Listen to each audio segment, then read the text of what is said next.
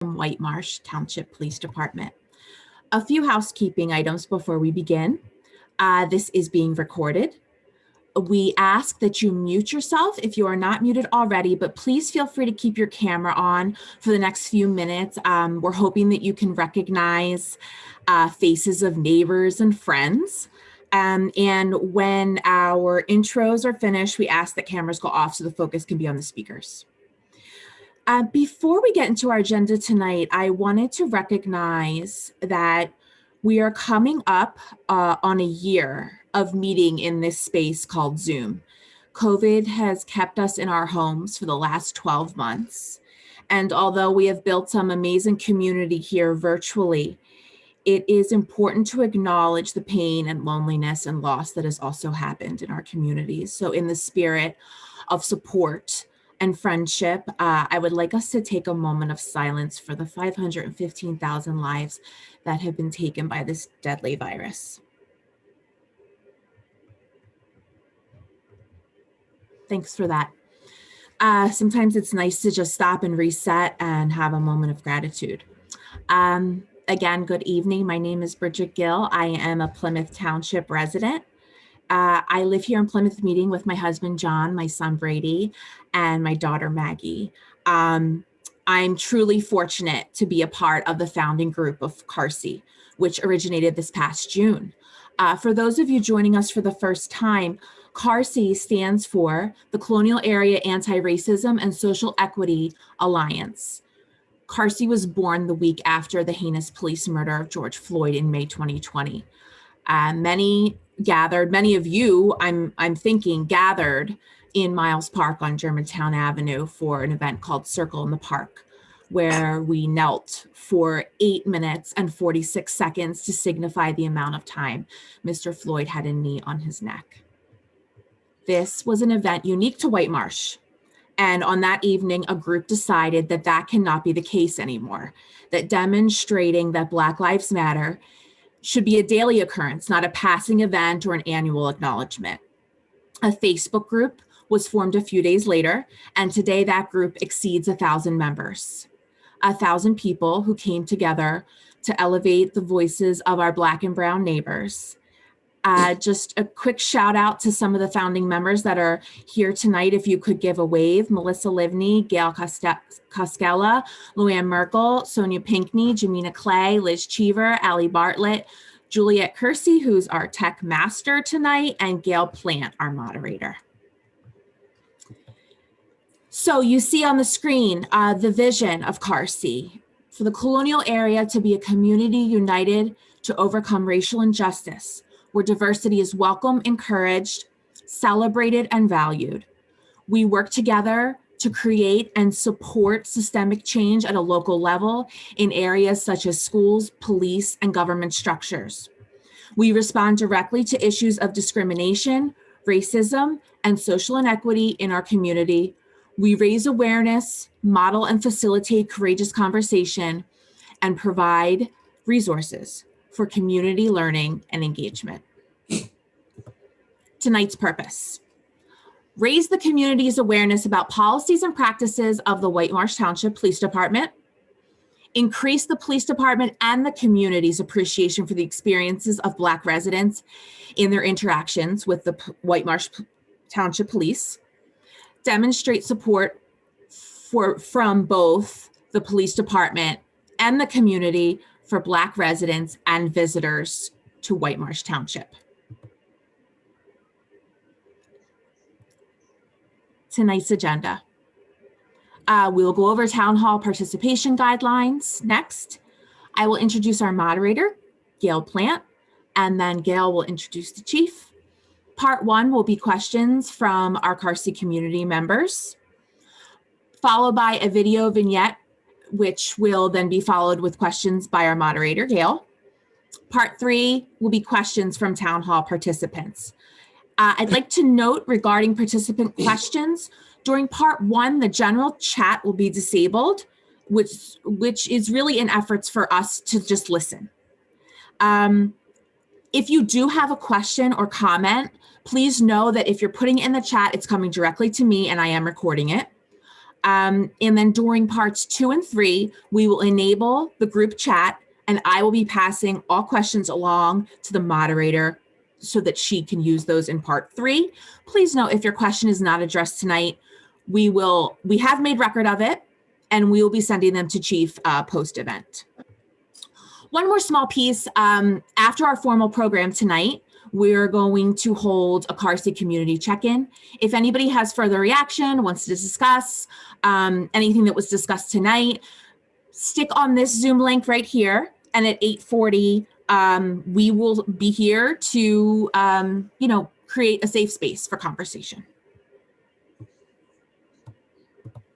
Guidelines. As we said before, please mute your audio and video so that everybody's attention can be directed to Gail and Chief Ward. Engage in the events by using the chat during parts 1 and 2, as I explained, and interruptions of the speakers are not welcome. And just a few pointers as you communicate and interact in the chat. Please speak from the I perspective, steer away from using generalizations or stereotypes. And this is a safe space and a supportive space and a positive one. Please assume the best in others, a judgment-free zone, and all perspectives should be respected.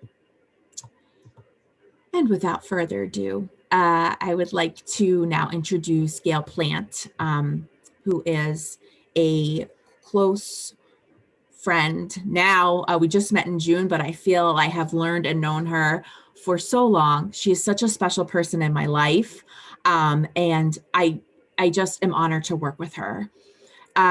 Gail is the proud wife of Ronald Plant and mother to 3 beautiful daughters, Sanaji, Zariah, and Jayla. Gail's family is one of her most joyous and proudest accomplishments. Gail was raised in urban Philly and attended Philly public schools. And she was raised in urban Philly and attended Philly public schools for her middle and high school years. Gail received her bachelor's degree from Drexel in computer information systems, and following her graduation from Drexel, she began her career in a local company where she recently celebrated 25 years. Gail received her master's degree in leadership development in 2015, and that was also the time that Gail ignited her passion of event planning and launched Miscellaneous, her very own event planning business. In 2016, along with her business partner, she launched a nonprofit, Young Ladies in Waiting, serving young ladies, middle school and high school teen girls in PA, New Jersey, and Delaware. Gail has lived in the Colonial area for 14 years. She has 20 years of experience in community activism in Philly and surrounding areas. And when the call to action was presented to Gail to join CAARSEA's leadership team, she did so with no hesitation. She answered with a firm yes. Gail firmly believes that all citizens should have equal rights and opportunities. Her involvement with community programming throughout her life has aided in the emergence of her passion to join CAARSEA in bringing social equity to pass in the community. When she leaves this earth, her aspiration is to have inspired all to open their minds and embrace all that God has planned for themselves, the community, the country, and the world. And personally, I would like to say, Gail, you will have done that. And I will now hand it over to you, Gail, to introduce Chief. Thank you all, and a reminder to please mute yourselves and take yourselves off camera so that we can focus on our speakers. Thank you. Thanks, Bridget. I appreciate the very warm sentiments, and the sentiment is returned as far as my feelings for you as well. And so I will go ahead and introduce the Chief. Welcome, Chief, to our second town hall. So Chief Ward is a 31-year veteran of the Whitemarsh Township Police Department, having previously served in Sea Isle City, New Jersey, and Collegeville Borough, total of 33 years in Montgomery County. Chief has served as a patrolman, a detective, spending most of his time as juvenile detective and a patrol sergeant, a lieutenant, and the last 5 years as chief. He has been a member of SWAT, a bicycle officer, previously been assigned to the Montgomery County District Attorney's Internet Crimes Against Children Task Force. Wow, I'll say that 10 times. And has served as our department's accreditation manager. He's a graduate of Northwestern University School of Police Staff and in Command 277th Session, a graduate of the FBI National Academy Session 249. He was raised in Lafayette Hill with his 4 brothers and a sister. He attended Colonial schools until 8th grade and graduated from LaSalle College High School. He's a graduate of Bloomsburg University. That's my husband's alumni as well, of Pennsylvania. I'll have to relay that to him. He's proud of his alumni. Where he received his bachelor's degree in sociology and criminal justice. The chief and his wife Sandy reside in Conshohocken Borough and are the proud parents of 3 Plymouth Whitemarsh High School graduates. Thank you and welcome, Chief. If you want to unmute yourself. Yeah. Great, wonderful. Doing protocol. Yeah. Thank you, Gail. Welcome. You're welcome. So without any hesitation, we will jump right in. As Bridget mentioned, part 1 are prepared questions from CAARSEA that we prepared. And so I'll go ahead and jump right in. And so just for those that are attending, the format will be, this is a Q&A. So I will ask the question and provide the opportunity for Chief to respond to those questions. So I'll kick off with our first question, and this is in regarding to Whitemarsh policing history. And the question is, Chief, what are some lessons learned or changes to policy that you've made as a reaction to racial tension? Well, that's a good question, Gail. And there's actually 2 parts to that question that you mentioned. Whether it's for me personally or for the department as a whole. I grew up in this community and my values come from this community. And I'm not saying they're right or wrong. I feel that, I wanted to, I thought I was aware and knew things about racial injustice and whatnot. And I don't know if that's right or wrong, but the events of May and June of last year made me personally have to step back, look in the mirror, and, I had to reevaluate what I thought I knew or what I didn't know. One person out there who hit the question right, Emmanuel Acho, you have to have those uncomfortable conversations. You have to be open to listen and learn. And I've set myself to try to do that. Listen, learn, talk to people. I hate to throw it out there, but COVID hasn't been our friend in this matter, the ability to meet with people and talk. But I've still been able to meet with people and talk in a smaller format. We've had people come here to the station. I've been able to sit out at our picnic benches and speak to members of our Black community who wanted to talk to me and wanted to find out what I thought, what I knew, what was going on. And I welcome that. I'm a big fan of being in person, talking to people, and sharing ideas. And I think, personally, I think that's what, and I'll use Acho's trying to get at. And it's not something that happens overnight. It's not something that stops once you learn. It's a continual growth pattern that we all must have. As for the department, we have to look at ourselves. We are an accredited police department.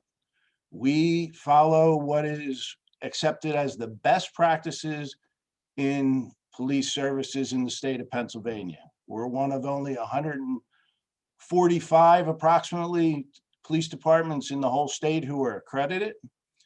And the idea of accreditation is that a department not only adopts the policies and procedures of best practice, but we practice them, and we do that. And those policies and procedures include a lot of the topics we've talked about: use of force, racial profiling, mental health, all of which have been updated in the last couple months. In June and July, we talked to different people, and I told them, policies don't change overnight. It takes a little bit of time. And after June and July, in the fall, that's when the policies had been updated, corrected, whatever words you want to use, and we follow that. And then we have to train to it. And we have to make sure we're practicing what we say we're doing. And that's what accreditation is to us. So we update our policies, we train our people on it. And since June and July, May, June, July of last year, we've really been hunting and searching for good training. Luckily, Delaware Valley Insurance Trust, our insurance company, they've been very helpful with that. They've hooked us up with the Anti-Defamation League for some training. And that's what we've been concentrating on. Now, I will tell you, it took a while. Training in the COVID era, it was really rocky. And these things hit, though, a little bit apart about the same time. I will tell you that now they're really, they're churning out better training that is good for police officers. We want our police officers to be trained up and to be learning more and being open to these conversations as I am. So that's what I've done. That's what we're trying to do at the department. And like I said, it's not something you do and stop. It has to be an ongoing thing. The conversations, the training, the updating, things change, whether it be in racial tension or pandemic response. These things are changing all the time. And we're just trying to stay on top of it. Thank you. So just a follow up from that, you mentioned that the policies were updated. Where can the public find and have access to those policies? We posted back in June, and when we update them, 6 of our core policies are on the township website in the police section. Our use of force duty to intervene, which we have as 2 different policies. Our mental health, internal affairs, they're all there, and people can go there and they can read them from that point. Okay, and you mentioned that not all, I think you said 6 of the core. Okay. We have a lot of policies and procedures, and to put them all there, nobody would read. They apply to us, but if there are any policies that people have interest in or want to see, we can get that to them. We put the ones that the people most often ask for. Okay. I will tell you, not to body worn cameras, when we do deploy them, that policy will go out there too. Great, thank you.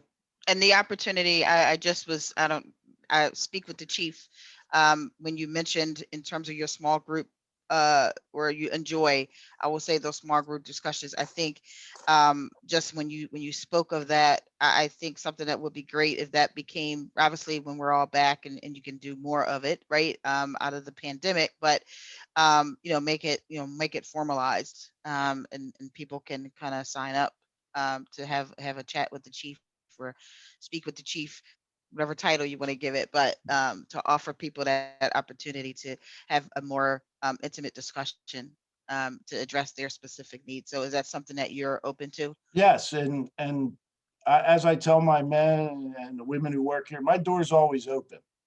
If an individual or a group reaches out to me, reaches out to our department, we'll go and speak to them. We'll do whether it's me or one of my staff members. We enjoy that. I'm not a real Zoom fan. I'll just leave that out there. I like being with people, talking and being able to, have true conversation. Not that this isn't, but you know what I mean. There's a difference between in person. Yep. Great. I think people will look forward to being able to have the ability to do that. So I'll move to our next question. It's around recruiting. Yes. What does Whitemarsh Police Township do to recruit Black and people of color to your department? Well, it's not something new we do. We've been trying to do it for many years. And one of the big things we do and we've done is we seek advice, we seek input from other people. And I will tell you, and the latest hiring that we did this year that started at the beginning of the pandemic, I went with many other chiefs in February and attended the Ambler chapter of the NAACP 111th anniversary celebration at Upper Dublin High School. And at that time, we had the opportunity to speak with the NAACP members, but also representatives and students from Lincoln University. And we discussed with them about, I knew we were getting ready to hire. I discussed with them about hiring and looked for input and suggestions, how I could recruit Black or minority officers to our department, and took their advice. I made contact with the administrator for the criminal justice department at Lincoln University and made sure they had all the material and everything was available to try to have their students and their alumni, because they have an alumni, to apply for our position. So we reached out in that way. We also, all the local colleges and universities with criminal justice, we always reach out to them and put that out there, as well as the local police academies that run in the area, whether it be Montgomery County, Temple, Reading. But more importantly, we reached out to an organization called NOBLE, the National Organization of Black Law Enforcement, and we advertised with them for the job and asked them for input. I was advised that we always advertise in the Montgomery newspapers like the Times Herald, but I was asked to advertise in the Philadelphia Tribune, which I was advised is a popular newspaper with Black and minority people in the city. So we advertised there that our job was available. We did things like that. We posted with the Pennsylvania Chiefs of Police because they have thousands of people registered to look for jobs, and they immediately get the posting. Should be noted, we don't require that people who apply to Whitemarsh Township have the police academy training. We look for the best candidate, and if that candidate, and we've done it in the past, hasn't been to the academy, we will send them, pay for the academy. We hire that person with a salary and benefits to make it feasible, because going to the academy on your own is not cheap and it takes a lot of time. So, and we look at that. Now, I will tell you that we go through the initial process and we get the applications, and the events of May and June happen, and I'm having conversations with local people. And I sit down out at the picnic bench and I have people telling me that that's not the avenue or the direction they would have had me go. And I understand that, but we as a department, me personally, I sought the advice of the NAACP and of people. Now I have a member of the Norristown NAACP telling me he has a whole different plan for what we should do next time, which is great. And I look for the input. And a local resident, a former Philadelphia police officer, Jane, and her daughter came and spoke with me, and she has some great ideas on recruiting the next time. We were already in there, but we're doing everything we can to try to get applicants and to try to get candidates, a minority, whether it be Black, people of color, whatever, we're trying to make it as open and as easy as possible. Great. I have a couple of follow-up questions to that. One, you had mentioned around Lincoln University. And so as part of my, I guess, volunteer role with the company that I work for, I do recruiting, and I'm specifically looking for Black talent. And so one of the things we do is we have a whole HBCU strategy. And so because that's where you're going to hit most of your Black and people of color. And so my question to you is, are you attending those events formally? I see a lot of police departments there when I'm in attendance. And so are you guys formally attending those types of recruiting events at those HBCUs and or at other colleges that may have like Black student union groups? We're not. And that's one of those things, Gail, I don't know if you just realized you just got your name on the list of people to consult the next time we hire, because that's what I need. But we were invited to the NAACP event, and Lincoln University was invited too. I will tell you, that's the first time we joined together on that. You know, and the historical Black colleges and universities, if someone was willing, and Gail, I saw you raise your hand, was willing to guide us there, we're there. We'll go with you. You know. Absolutely. I have contacts there. That's one of my schools that I'm assigned to. So Lincoln and Cheney, here I'm assigned to those schools. And just so you know that other HBCUs are willing to travel, because some of them may be from the area. And so I can work with you on that. You're on the list. You're on the list. The next question is, are there any officers of color in the department currently or within your like 30-year tenure?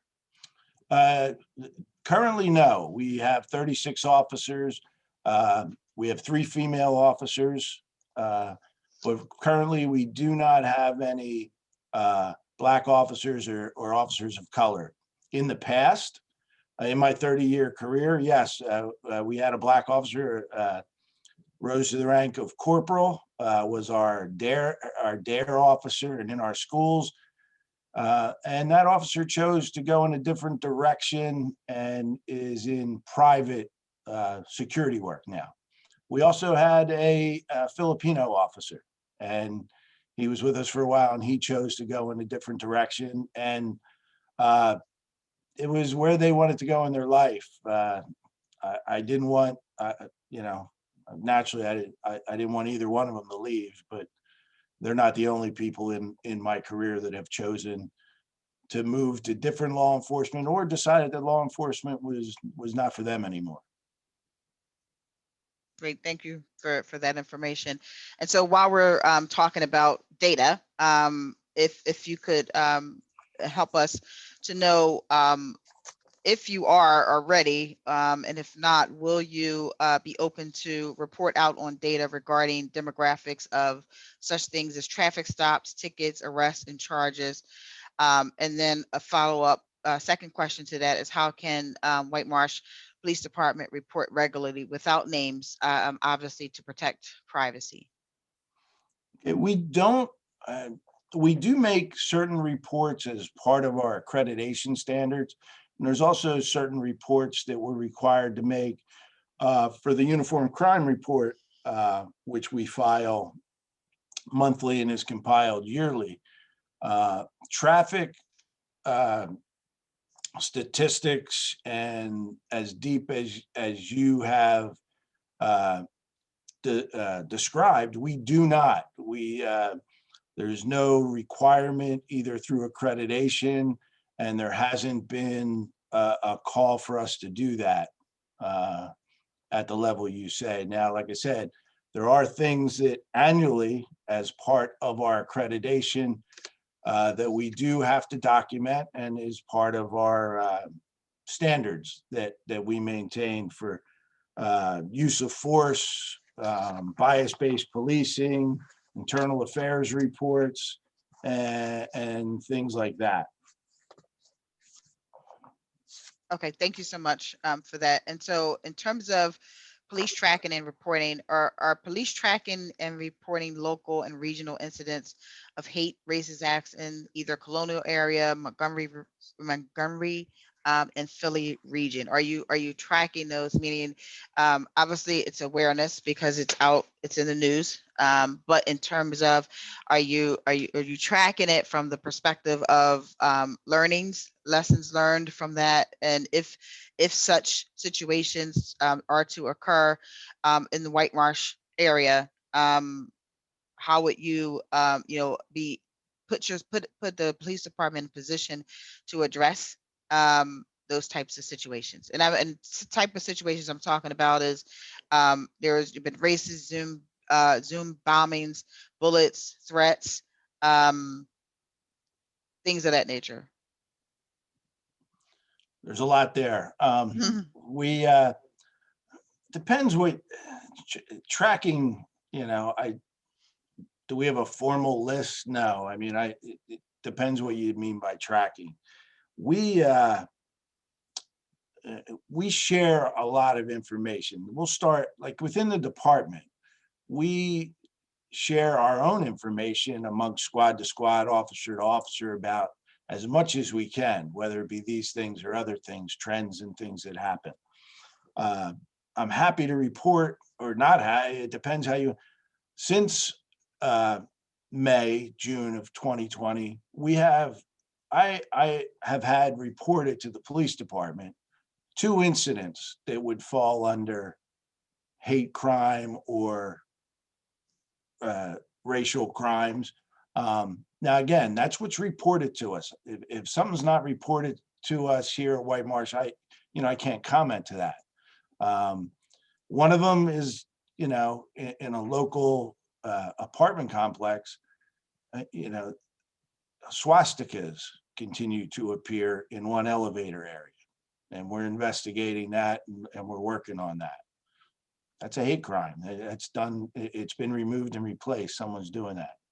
And in July of last year, we had a road rage incident that passed through Whitemarsh Township.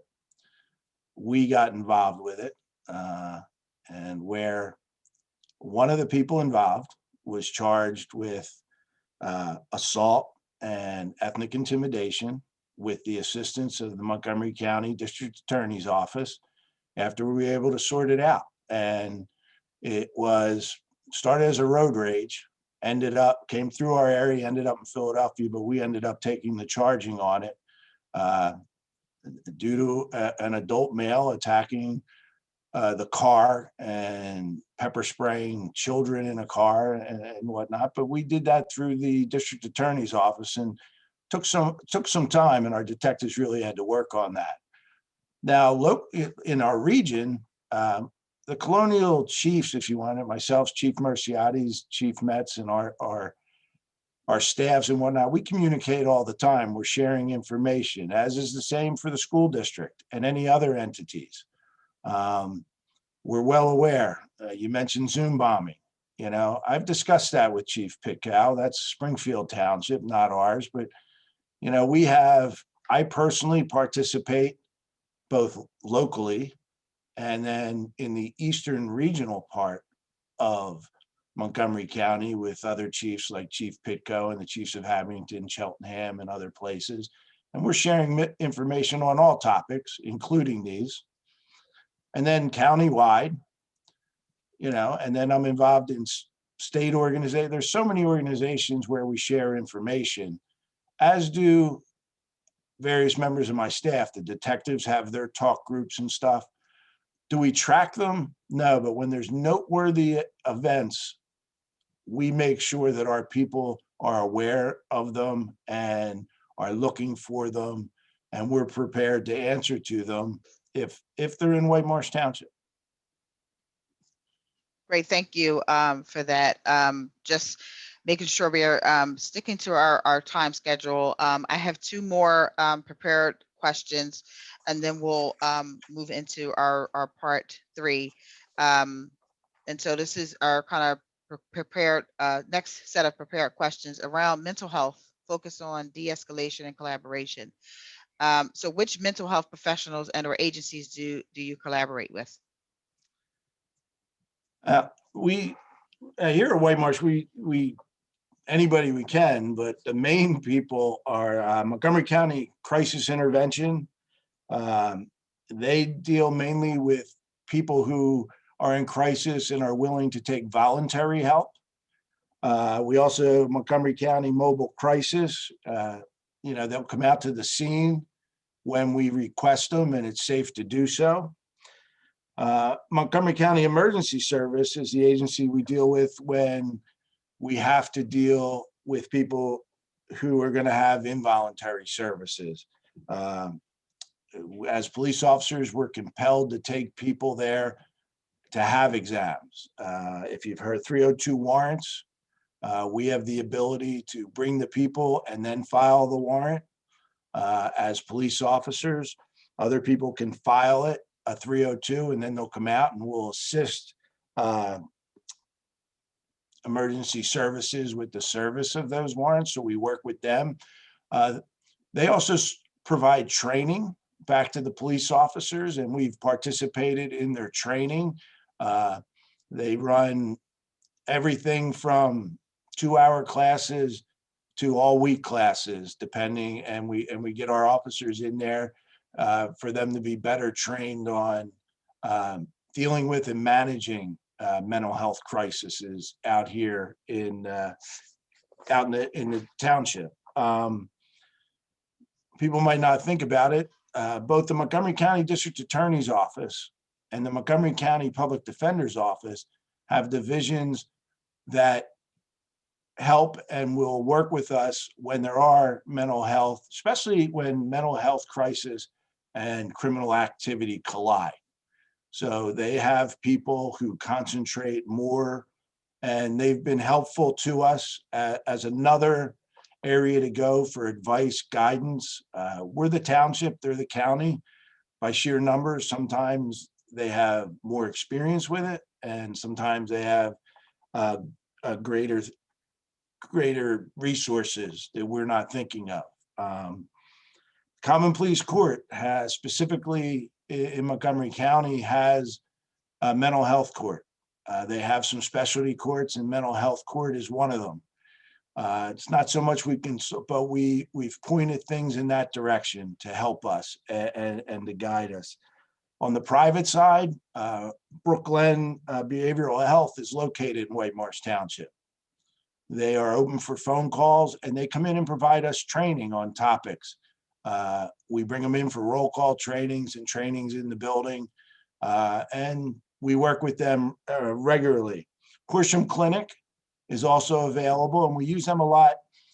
They deal more in juvenile, and just like law, juvenile mental health and adult mental health sometimes are a little different in the care you have to do with them. So they're the professionals. We rely on them, and I will say they've both been very open to help us and other police departments, but I'm speaking for us.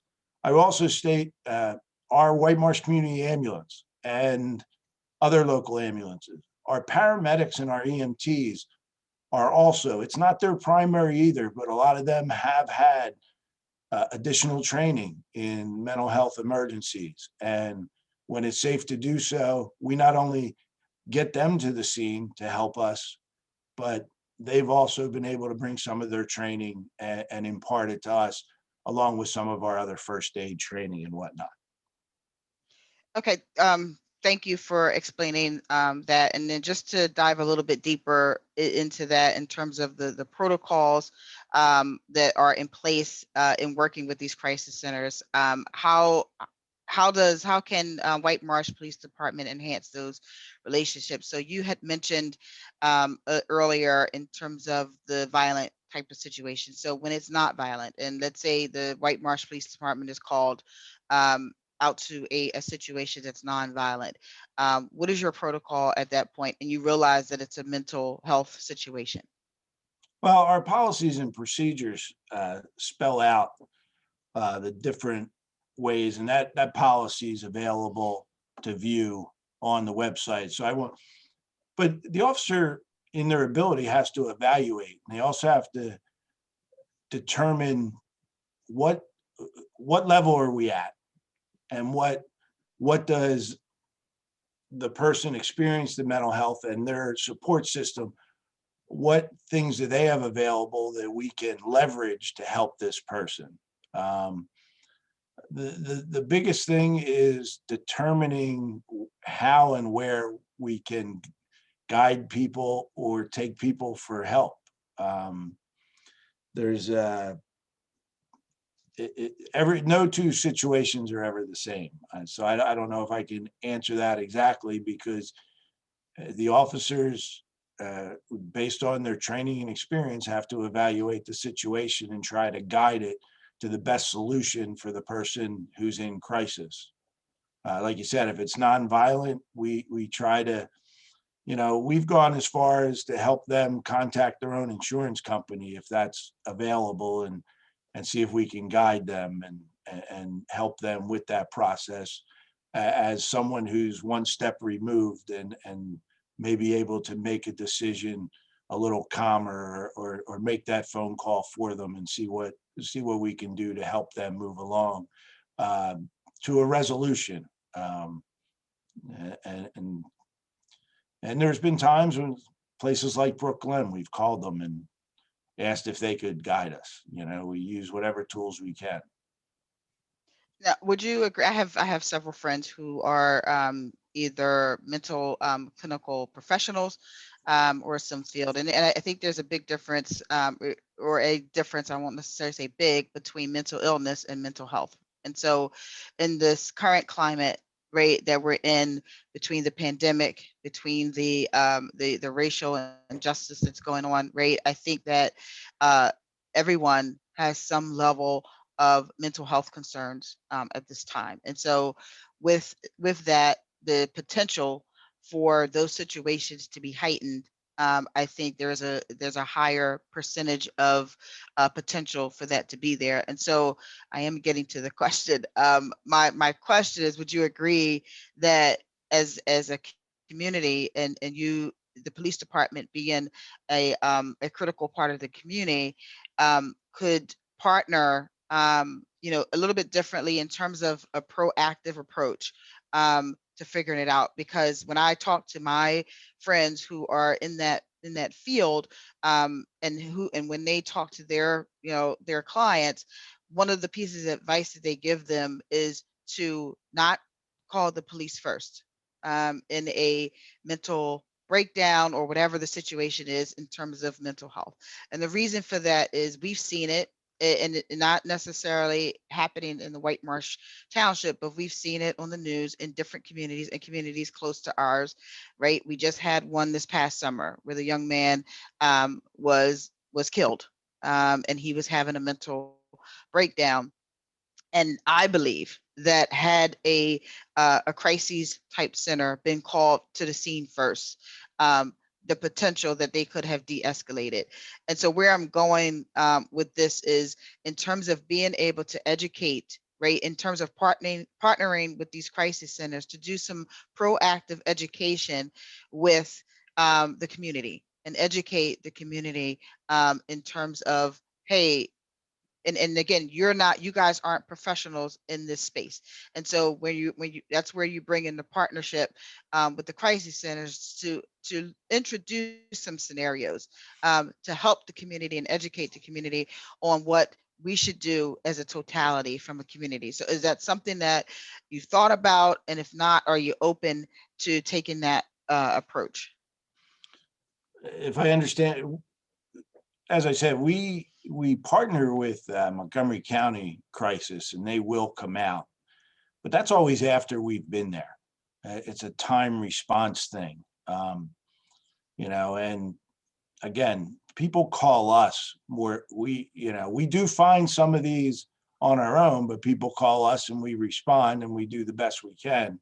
Are we open? There are pilot programs in larger areas where they are really researching this idea and trying to make it happen, where they have mental health professionals.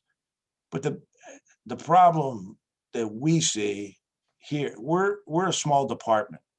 We're not, I don't know that we can employ someone 24/7 to do that and make it feasible. I don't know the scale of that. And cities a lot larger than us are trying, and they're trying to do these programs. And some have been somewhat successful and others haven't, but it's a learning curve. Are we open? Yes, we're open for it. However, I don't know that at the Whitemarsh Township level, and I wouldn't put Mr. Drosner, who I know, that's a budgetary thing and that's a hiring thing. And you can't have one person to cover the township 24/7, 365 if you're doing that. That's why the larger cities are doing it.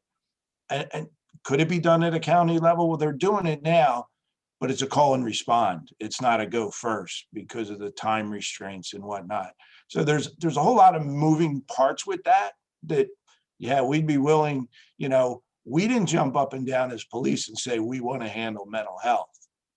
It was more or less, you're going to get called and you're going to go and do it. And we try to train. And there's a lot of things like that in police work, as we're aware. And we try to do the best we can and use the tools we have now. If someone's willing to offer me more tools and more options, yeah, I'll always accept that. And we don't claim to be the experts, especially in this field.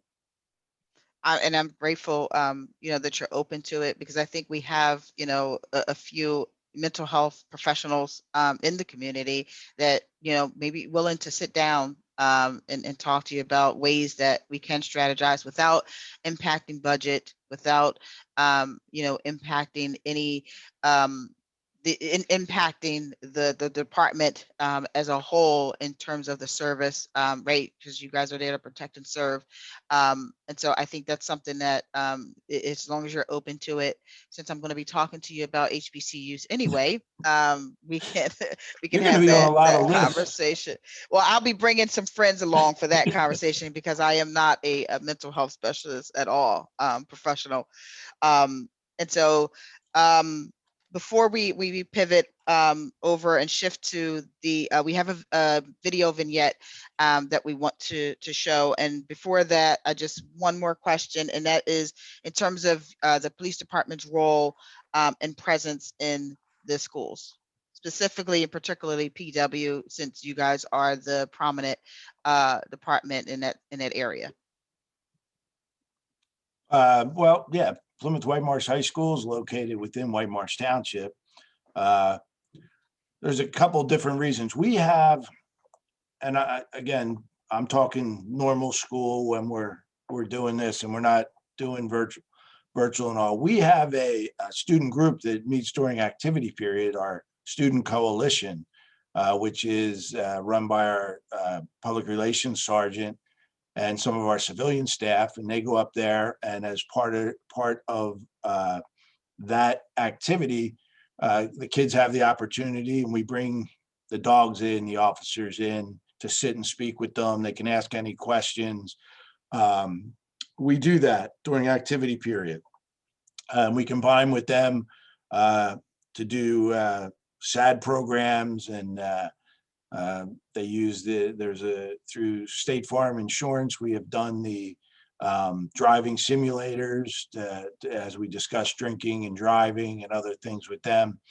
And during a normal school year, our coalition will put on for the whole school, normally in the spring, as we get into prom season, we normally do an assembly for the whole school on whether it be alcohol or drug related, an educational program that the coalition will pick the subject, and we'll try to get an expert speaker to come in and speak to the school and do that. So we're in the school a lot with that. We're also there for general reasons. We, in the morning at arrival and in the afternoon at dismissal, we're there to assist and monitor with traffic. And we do that at all our schools. Not just the high school. We do it at the elementary school, our Catholic school, Germantown Academy. We want to have a presence in and around our school during a normal school day. We have over 1,500 people in that building, and you put that many people in anything. We have a presence around a lot of our office buildings when they're in normal operations again.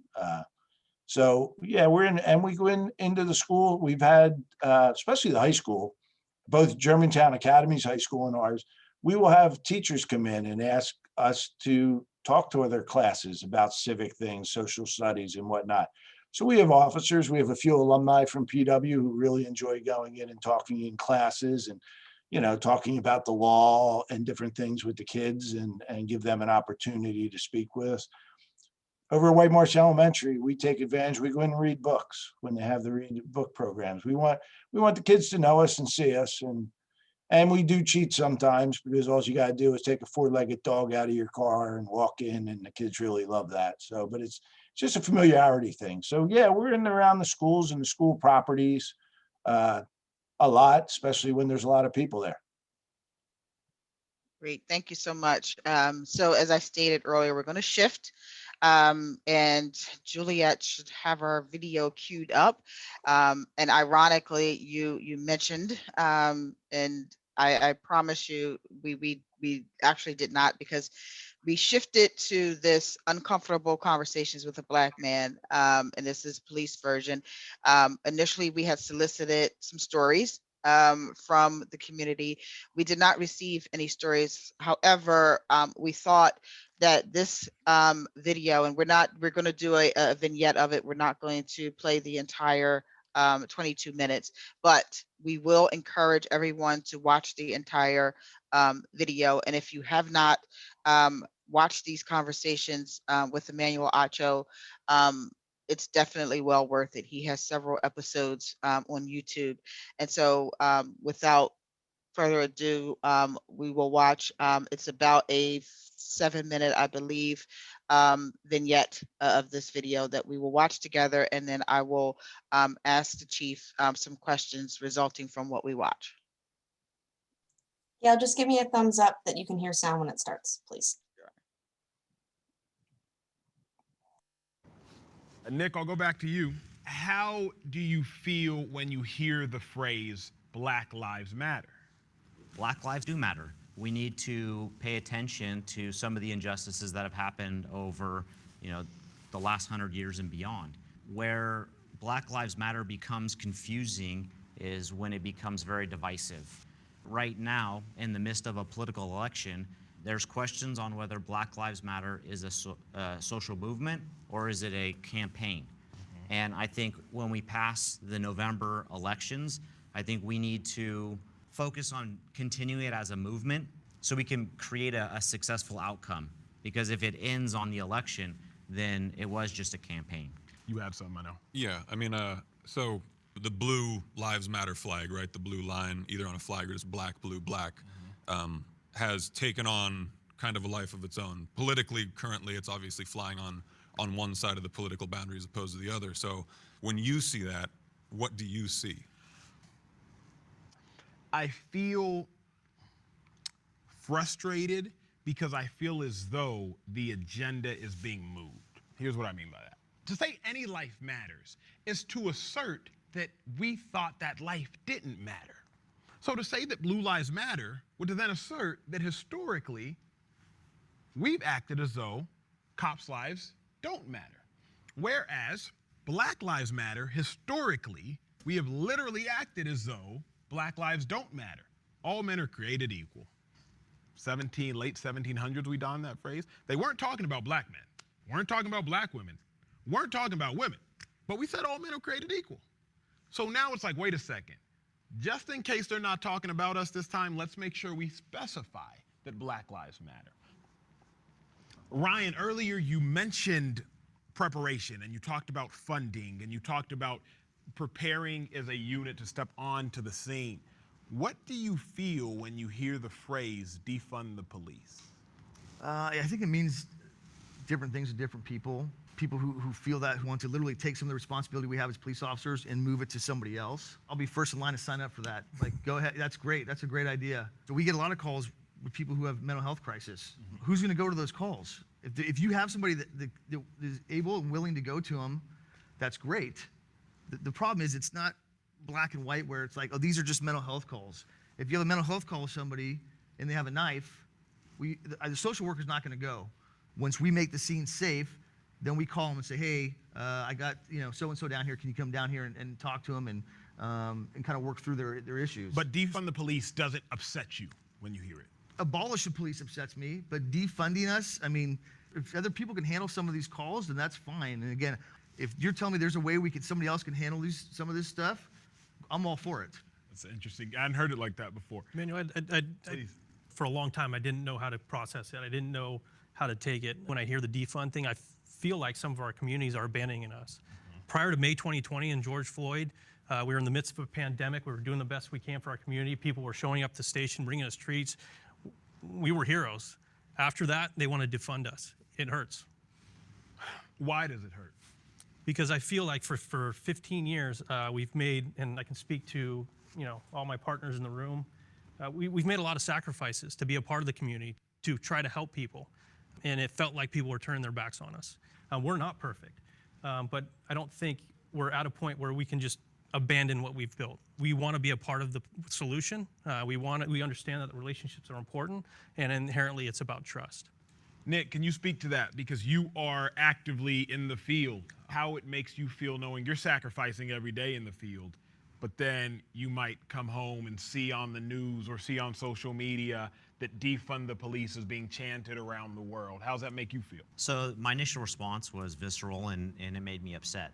Moving forward, looking into what actually defunding the police is not abolishing the police or getting rid of the police. It's restructuring policing in America. 2 weeks ago, I was doing traffic control for a women's rally, protest, and march in the city of Petaluma.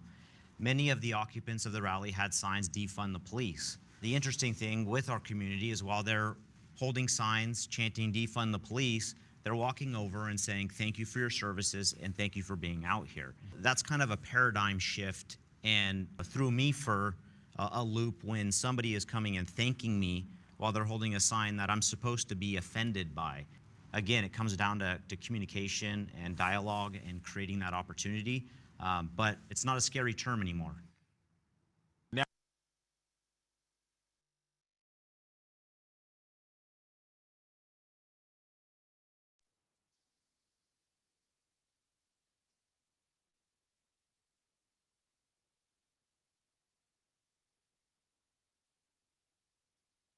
Juliet, are we good?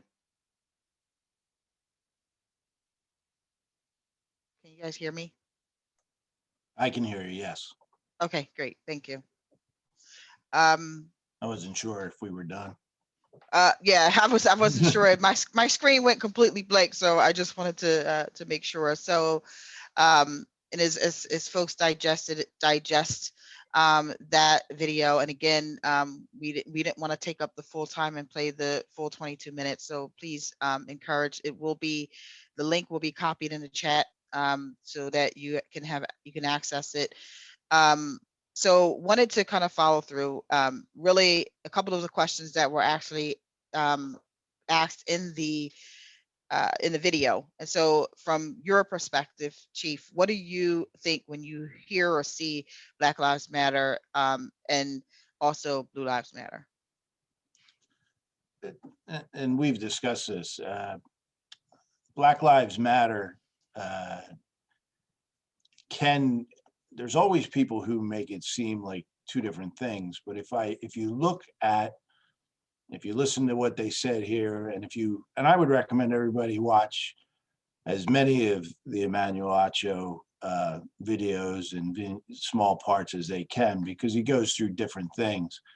But and I like them, but the story that probably hit the best for me, and for me to understand what Black Lives Matter means, was written by a local young man, and it was shared by one of the Plymouth Whitemarsh teachers.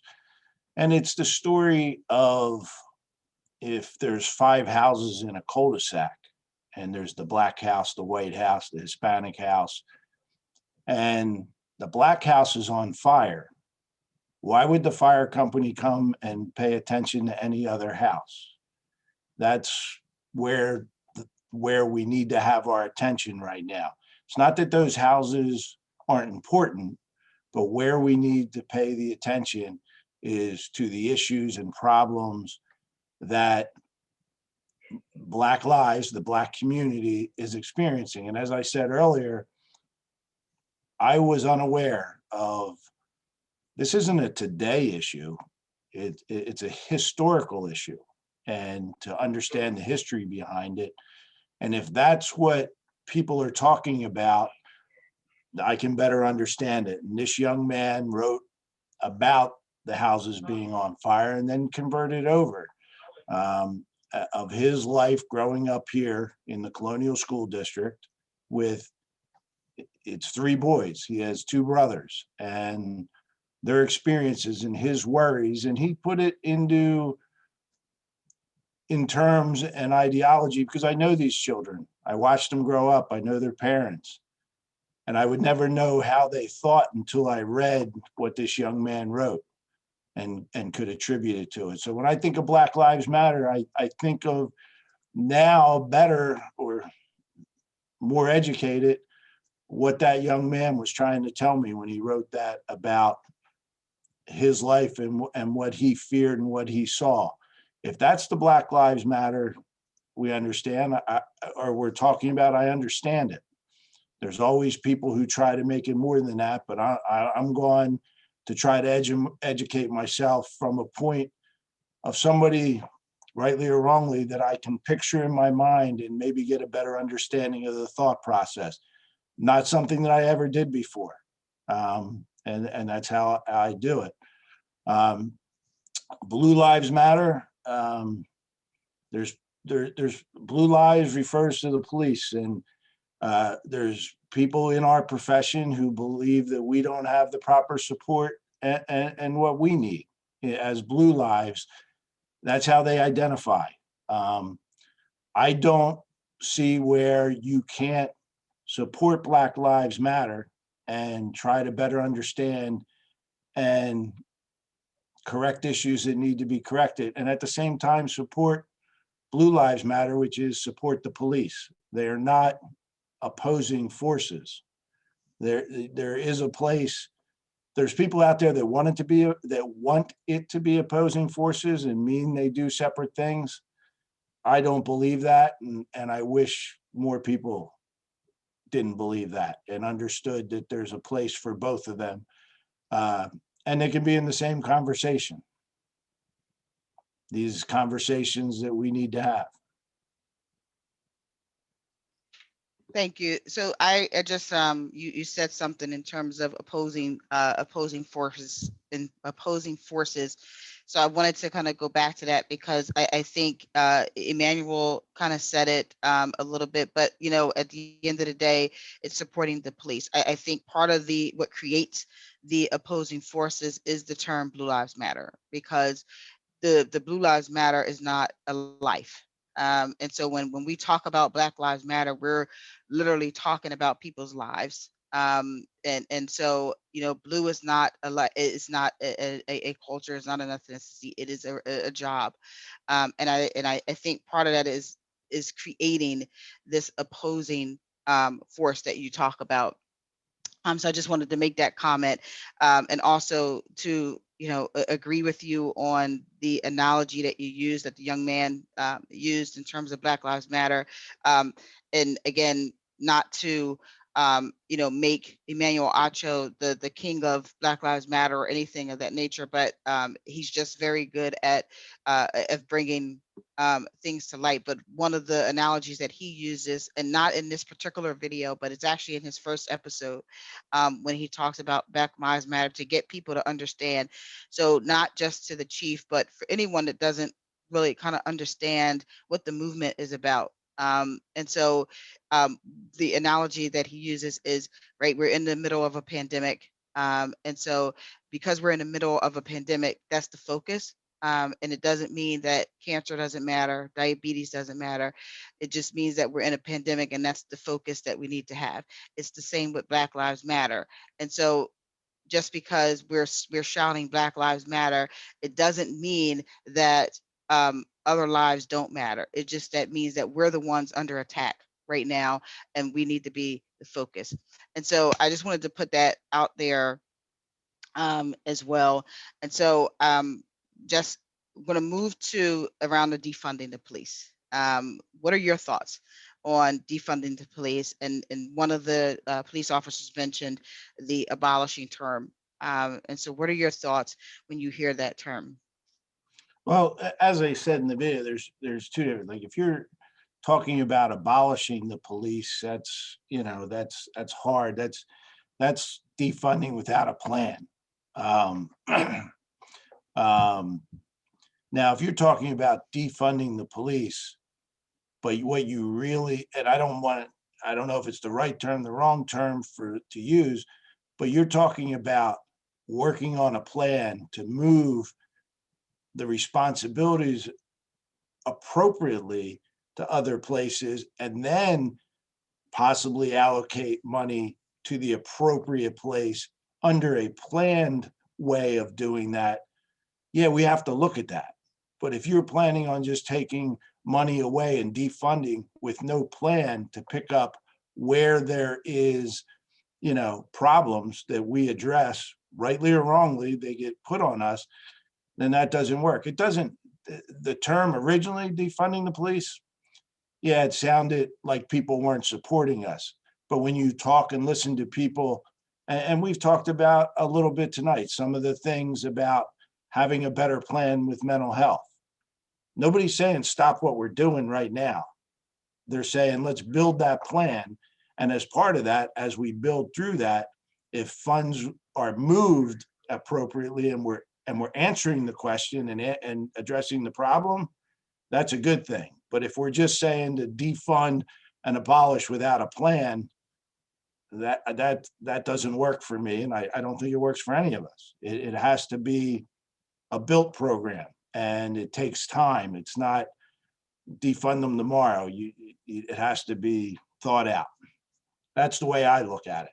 Originally, before there were conversations and people were talking about having a plan, yeah, it could be, it's not hurtful, not hurtful, you feel like you're under attack, as they said there. And was that a term? Just curious. For me, I had not heard that term, I guess, being used until this recent year. And so, has that been a term that you've heard in the past? Because you mentioned in terms of having a plan. So, is that a term that you've heard and been engaged with, having discussion around that? The defunding the police or changing things has not been, it's not completely new. It's things that have been discussed in the way, it's no secret to anybody, and mental health's a good one, that it's not like we suddenly don't have a good plan. That's been a while that people have seen that. And, you discussed the incident in Philadelphia last summer. That's not the first incident like that, but it brought it back to the forefront. And it's one of those things, maybe not the term or defund, but there's been talk of that. And I'm not saying here, but, we listen across all over the place. I'm involved in a lot of different things where these discussions come up. When I went to the FBI National Academy, there were discussions about things like this that we had, whether it was in class or at lunch, with people, police executives from not only across the United States, but internationally. They deal with the same subjects sometimes. And so the defund movement that name may have taken more recently, but. Okay. So. Thanks. So I'm going to ask one more prepared question, because I do want to be able to get to some of the questions that the community has. And so this is around, we didn't play it, this portion of video again, for timing purposes, but just to give everyone a little bit of info. So right after the period that we ended the video, there was a conversation about children and the police. And in terms of the outreach. And so again, this is why we highly recommend that you go and look at that in terms of getting a better relationship with the children in the community. So the question that we have for you, Chief, is, it's been, our experience, and I say I'm referring to the community, that outreach seems to always be on the police department's terms.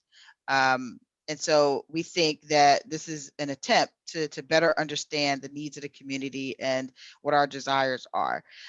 What is your willingness to enter into a partnership, as opposed to I'm using this term for illustrative purposes, not that this is how you think, but instead of a dictatorship?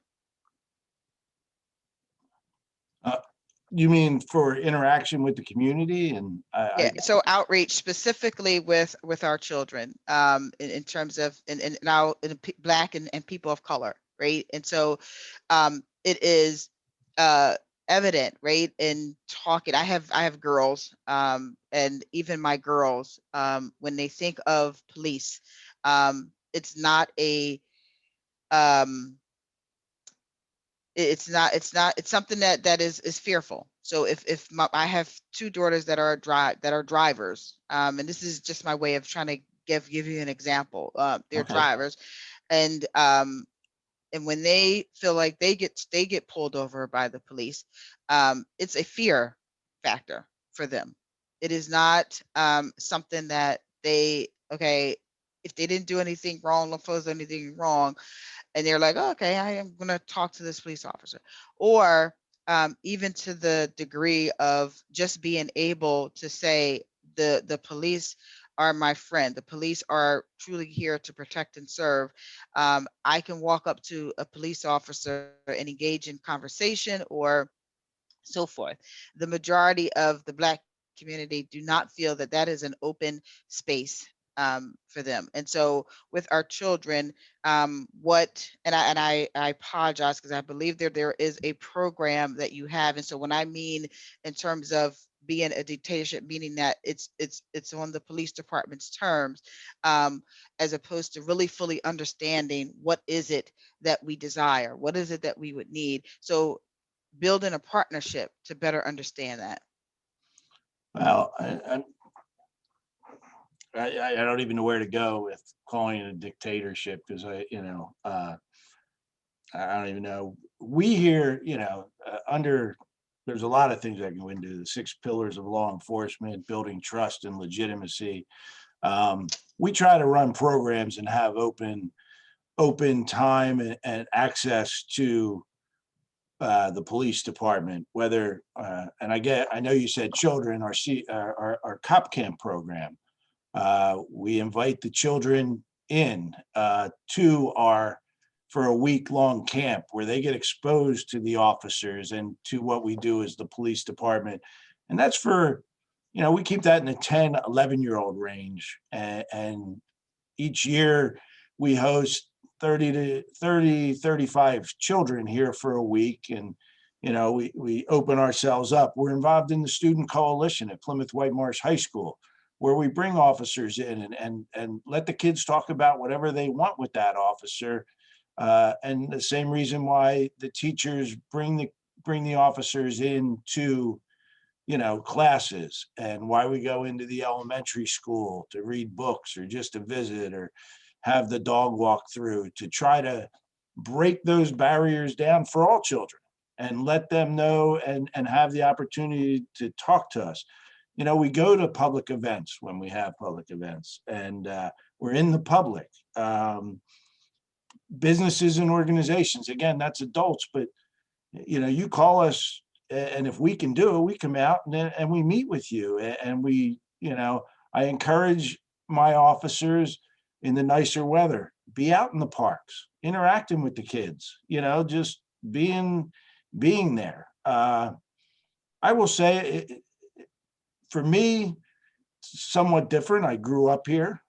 My children went through the Colonial School District, and yeah, I was there as whatever my title was during that time, but I was in and about and around the schools in different programs. I was there as a father, but people can't separate that. And I'm a talker. I'm willing to talk to anybody. I can't immediately know the background and why people are scared, but I know that we make every effort we can to meet with kids, meet with adults in areas that aren't being stopped on a motor vehicle stop. Or, we're open and available. We go in and let people come to us, so that they don't feel, we don't force them to come, but we open ourselves up to that.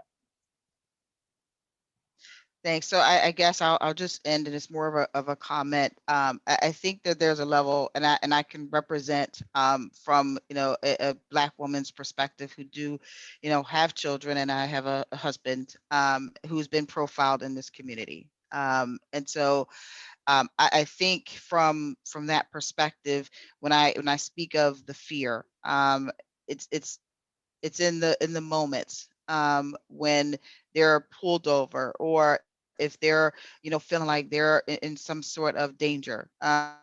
Are they comfortable with approaching a police officer?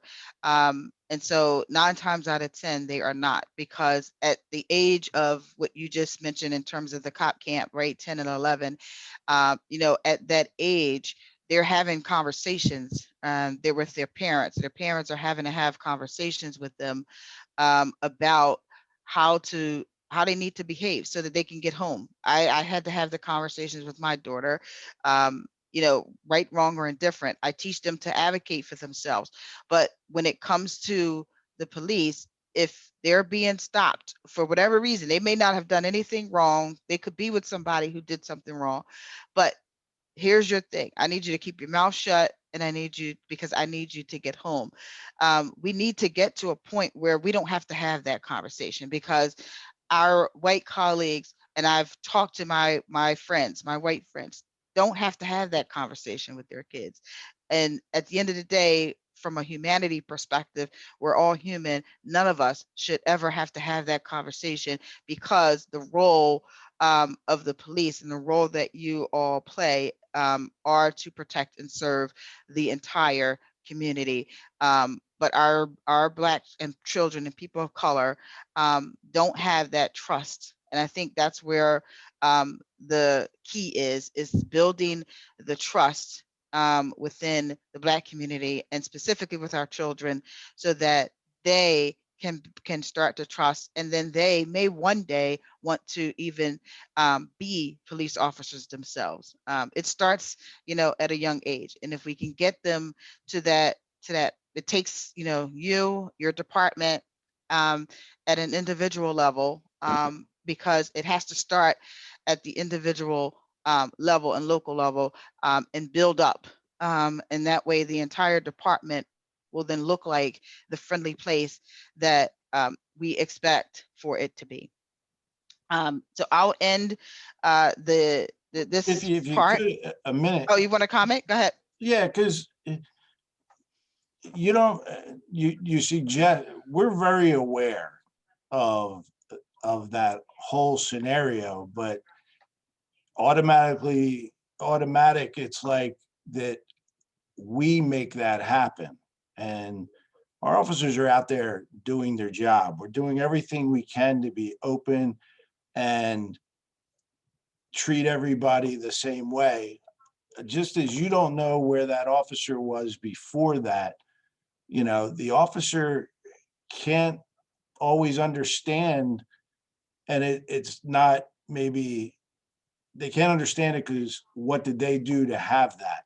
I realize police as a whole, but I've, the young man I talked about, I've been around him and his brothers and those and families, and growing up here, my friends, they shouldn't feel uncomfortable, but I can't control that. We can only do the best that we can to make everybody feel that way, but I can't tell you how to feel. And yes, we all have to educate our children on growing up in the world. I can't control, if I leave here tonight and I have to stop a car for whatever the reason is, a red light, a stop sign, I can't control what that person feels towards me as a police officer. I don't know their history. I don't know their background, but I still have to stop them because that's my job. But we try to avail ourselves through going in the schools, through running the cop camp, being in the parks, to have contact and have kids get to know us, not in our official capacity so much as just the guy who came and read the book, or the guy who came and talked to us. And again, my children's friends, they're exposed to me. They've been exposed to me. Now they're in college. I don't see them as much, but they ask me those questions, but I can't control that.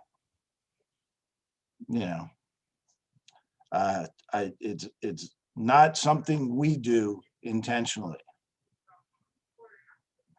I think we probably can do a whole nother town hall on this topic.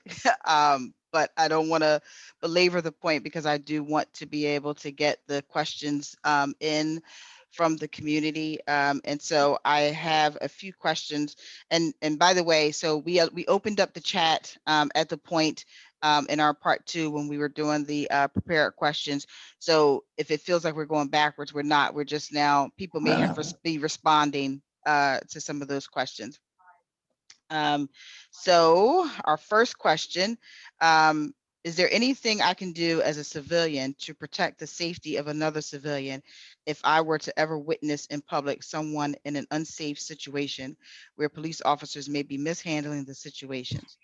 Essentially, I'm asking if there's anything I can do as a civilian in the moment.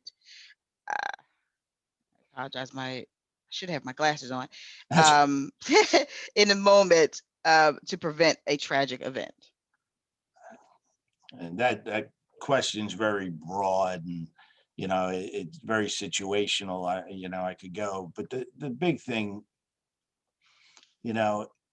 see something, say something. The Whitemarsh Township, we accept and investigate every complaint that comes to us, no matter how it comes to us, anonymously, via email, by the phone. If you see something, you have to report it or help the person to report it, and we will investigate it. Yeah, they're afraid to come into I hear Michael Drosner is a supervisor. He's a civilian representative. If you're not comfortable reporting it to me, report it to him. Hopefully through this group, if they're not comfortable and they contact one of you will contact me and we'll work through that, or one of my staff members. Being there, letting people know that you're observing what they're doing while keeping yourself safe. You can't go wading into a situation that's not safe, but presence and the ability to let people know you're paying attention. As police, we find that our presence itself sometimes corrects behavior. Being a good citizen, your presence itself can correct a situation, or at least de-escalate it, and then report it. We will look into it, and that's what you can do. I can't get specific because without a specific incident, I could say something and put someone in a dangerous situation that we don't want that either. Right. And so one of the things afterwards that we will do is, because we're not going to be able to ask all of the questions that come in today. And so if that person is on, they can hear and maybe they can produce a more general specific question. Yes. And we'll get those over to you as well. The next question is a little related to this, and it states that the complaint review policy states that residents can make anonymous complaints, but I don't see a way to do that online. And in the bias-based policing order, it requests name and information. Would you be willing to create procedures that make it easier for citizens to anonymously report? And then the second question on that is, you mentioned hearing 2 instances of racist crimes. Would you be willing to create a procedure that makes it easy and welcoming for citizens to report these crimes as well?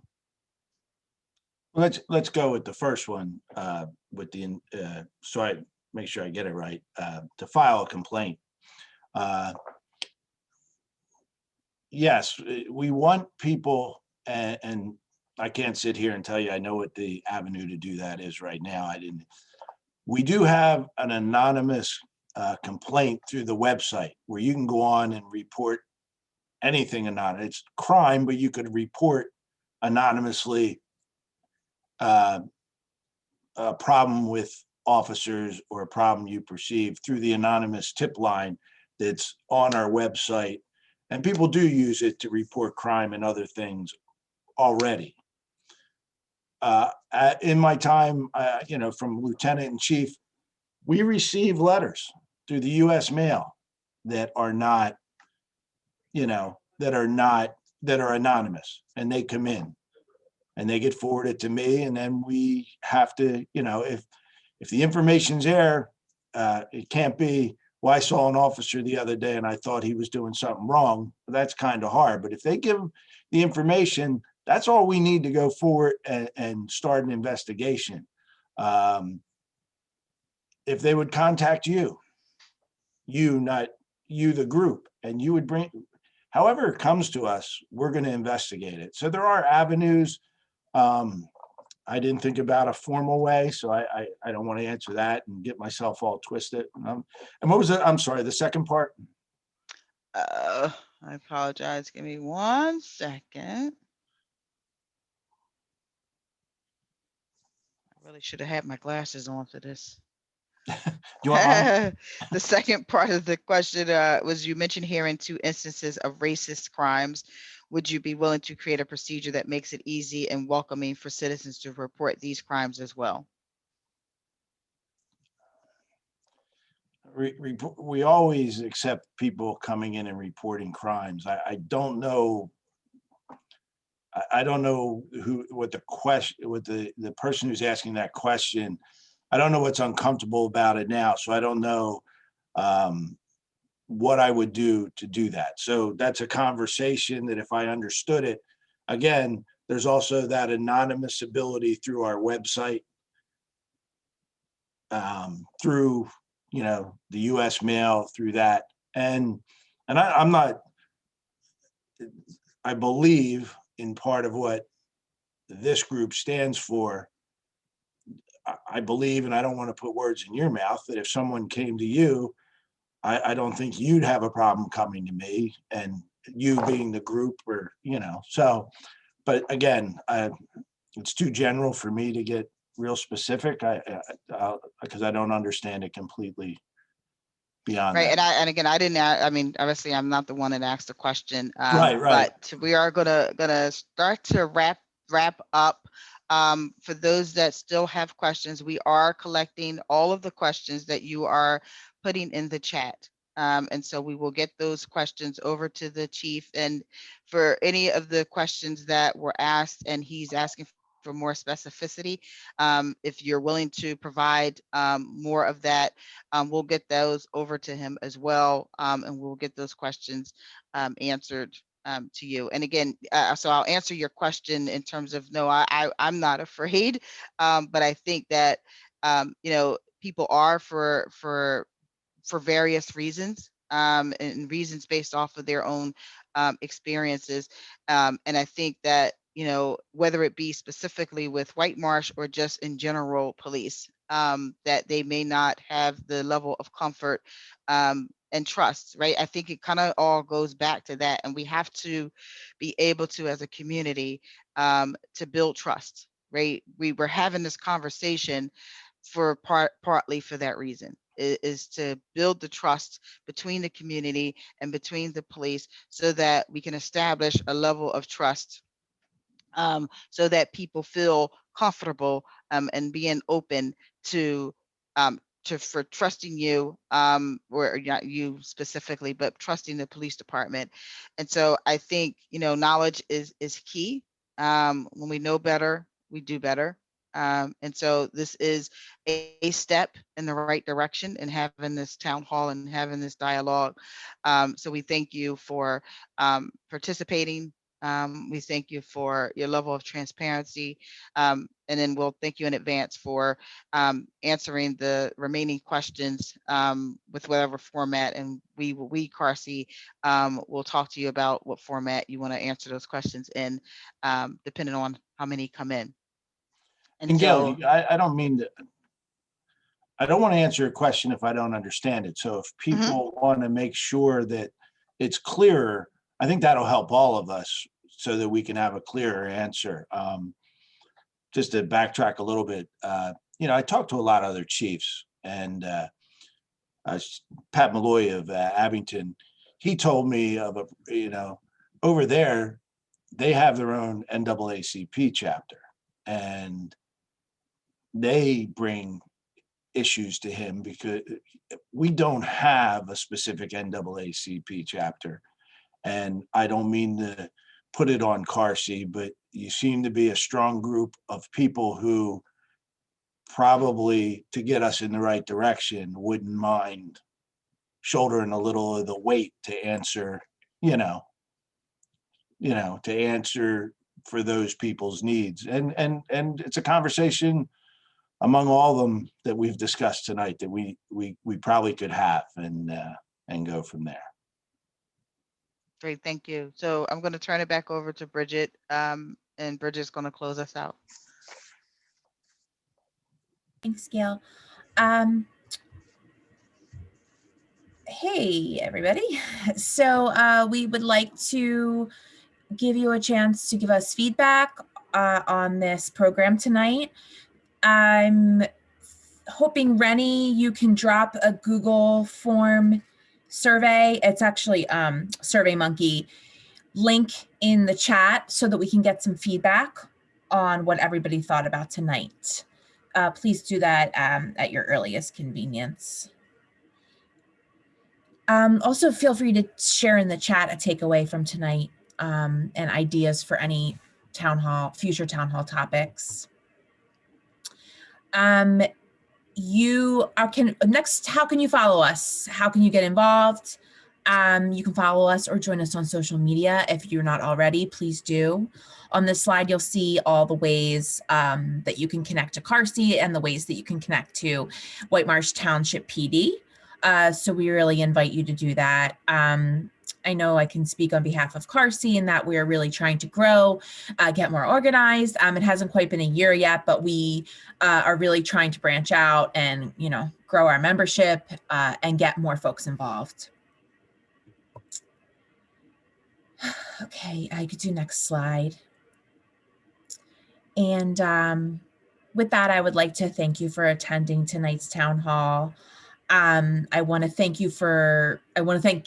I want to thank Chief Ward for this important discussion, and just reiterate some things that Gail said, that an end to police brutality and our systemic racism begins with things like tonight, awareness, honesty, transparency, a willingness to rebuild the very systems that are harming our fellow humans, our fellow neighbors.